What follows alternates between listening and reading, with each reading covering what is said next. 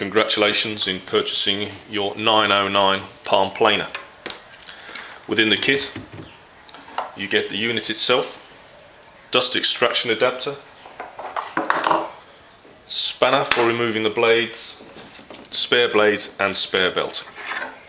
Also a full coloured instruction manual. Unit has width of cut of 60mm, can cut up to 1.5mm in depth and can also rebate up to 6mm. There is a flip out protection foot which sits down on the surface to prevent damage to any surface that you might put the unit down on. To start the unit, depress the lock off switch and then the on off switch. The unit cannot be started without depressing the lock off switch first. To change the depth of cut, rotate the knob round to the depth required.